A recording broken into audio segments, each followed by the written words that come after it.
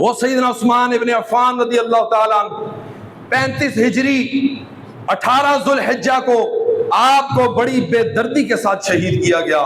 آج 16 ذوالحجہ ہے، اتوار کو 18 ذوالحجہ ہوگا۔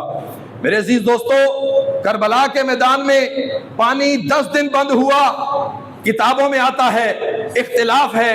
پانی 7 دن بند ہوا، اختلاف ہے۔ پانی 3 دن بند ہوا، اختلاف ہے۔ پانی کی کمی ہوئی نہیں، بڑی معتبر کتابوں میں یہ بھی موجود ہے۔ لیکن سیدنا عثمان رضی اللہ تعالیٰ عنہ 40 دن آپ کو پیاسا رکھا گیا۔ جمہور کا اس میں اتفاق ہے کہ ایسا ہی ہوا۔ 40 دن آپ کو پانی نہیں پینے دیا گیا۔ کس کو پانی نہیں پینے دیا گیا؟ جب مدینہ والوں کے پاس پانی نہیں تھا تو یہودی سے کنواں خرید کر اذن عام سارے لوگوں کے لیے کنواں وقف کر دیا، اور مدینے والوں کو پانی پلانے والے کے لیے آج ایک گھونٹ پانی نہیں ہے۔ آپ کو مسجد نبوی میں جانے نہیں دیا جا رہا۔ کس مسجد نبوی میں جس کی زمین خرید کر آپ نے مسجد نبوی کے لیے وقف کر دی، آج ان کو آنے نہیں دیا جا رہا۔ صحابہ حج پر گئے، یہ موقع اٹھایا، موقع کا فائدہ اٹھا کر اس نے عبداللہ ابن سبا جو یہودی شاطر انسان تھا، اس نے اپنے بلوائیوں کو بلایا۔ روایات میں آتا ہے جن کی تعداد 1900 کے قریب تھی، 1900 جنگجو اس نے بلائے جنہوں نے محاصرہ کر لیا۔ 40 دن بھوکا پیاسا رکھ کر آپ کو بڑے مظلومانہ، آپ کو بڑے جو ہے درد مندانہ طریقے سے آپ کو جو ہے وہ شہید کیا گیا۔ بڑی جو ہے آپ پر ظلم کے پہاڑ ڈائے گئے، آپ کو شہید کیا گیا۔ اور یہ جمعہ کا دن تھا اور 18 ذوالحجہ تھا اور 35 ہجری تھی، یہ آپ کو شہید کیا گیا۔ یہ 18 ذوالحجہ یہ آپ کی شہادت کا دن ہے۔ لیکن یہاں پر میں آپ کو بتاتا چلوں کہ فتنوں کا دور ہے، وبا کا دور ہو تو ڈاکٹروں سے دوری جان لیوا ہوتا ہے، فتنوں کا دور ہو تو علماء سے دوری ایمان لیوا ثابت ہوتا ہے۔ یہ فتنوں کا دور ہے۔ 18 ذوالحجہ کو آپ دیکھیں گے کہ کالے کھٹمل جو ہیں وہ عید غدیر منائیں گے، عید غدیر کے نام سے۔ اگر عید غدیر کس کو کہتے ہیں؟ عید غدیر خلافت ثلاثہ کے انکار کو عید غدیر کہتے ہیں۔ یعنی 3 صحابہ، سیدنا صدیق اکبر، سیدنا فاروق اعظم، سیدنا عثمان غنی رضوان اللہ علیہم اجمعین کی خلافت کے انکار کو عید غدیر کہتے ہیں۔ یہ عید غدیر ہے کیا؟ غدیر خم یہ کیا ہے؟ اس کا تھوڑا پس منظر بھی میں آپ کو مختصر سے وقت میں بتاتا چلوں۔ اسلام کب مکمل ہوا، یعنی دین کب مکمل ہوا؟ 9 ذوالحجہ 10 ہجری، حجۃ الوداع، مقام عرفات میں نبی علیہ السلام موجود ہیں۔ وہاں پر یہ آیت نازل ہوتی ہے، الیوم اکملت لکم دینکم، آج کے دن آپ کے لیے دین کو مکمل کر دیا گیا۔ یہ دین مکمل ہوا، بین الاقوامی اجتماع تھا، بہت بڑا اجتماع تھا۔ نبی علیہ السلام نے خطبہ بھی ارشاد فرمایا۔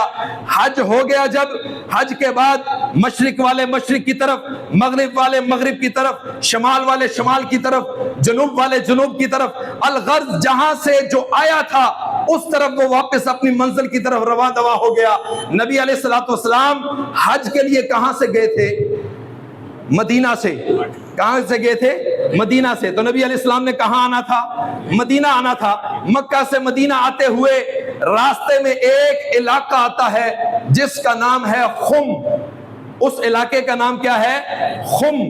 اس علاقے کے اندر ایک تالاب تھا، چھوٹا سا پانی کھڑا ہو جس میں جیسے پنجابی میں چھپڑ کہتے ہیں، اس کے کنارے کو، اس چھپڑ کے کنارے کو اہل لغت کی کوئی بھی کتاب آپ اٹھا لیں، المنجد ہے، یہ لکھنے والا عیسائی ہے، لسان العرب ہے، لکھنے والا اہل تشیع ہے، لیکن بڑی معتبر کتابیں ہیں، ہمیں پڑھائی گئی ہیں۔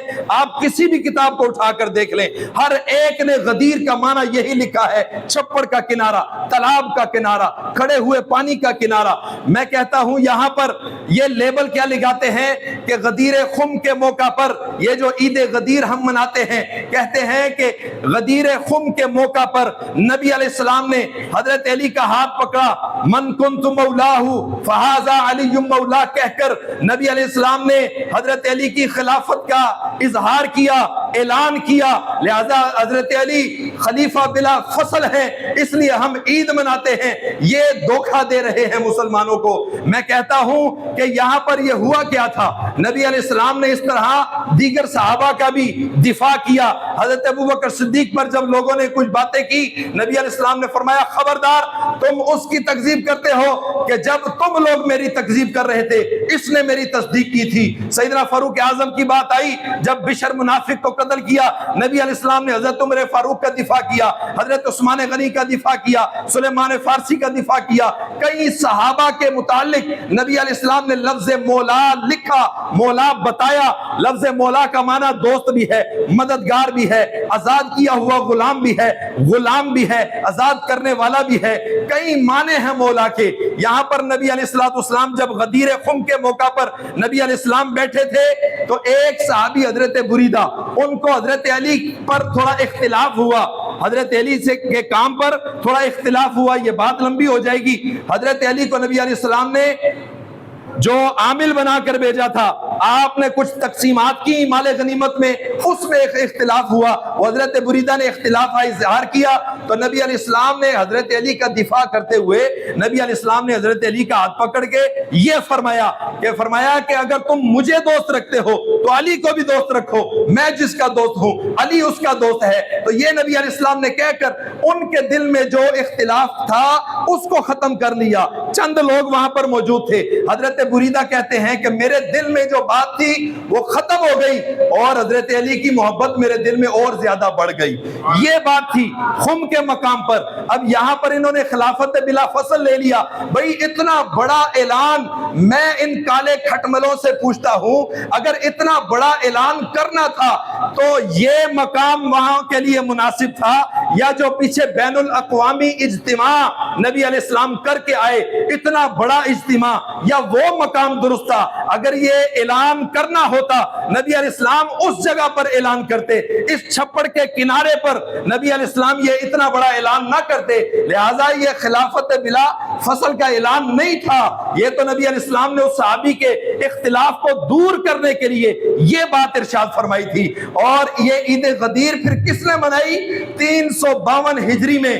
یہ ابن کثیر نے بھی لکھا البدایہ والنہایہ میں، اس کو امام ذہبی نے بھی لکھا، اس کو ابن اسیر الجزری نے الکامل فی التاریخ میں بھی لکھا، اس کو شیعت تاریخ الکامل، اس کے اندر، یہ بہت بڑی ان کی تاریخ کی کتاب ہے، اس کے اندر انہوں نے بھی لکھا کہ اس کا آغاز معزول الدولہ، جو بڑا ہی کم بخت قسم کا انسان تھا، اس نے برہنہ بچیاں نچا کر یہ عید غدیر کا آغاز کیا۔ تو میرے عزیز دوستو، فقہاء نے لکھا کہ اگر کسی کو ان کالے کھٹملوں نے کہا عید غدیر مبارک، اگر آگے سے کہہ دیا خیر مبارک، تو وہ 3 صحابہ کا منکر ہو گیا، 3 صحابہ کی خلافت کا منکر ہو گیا۔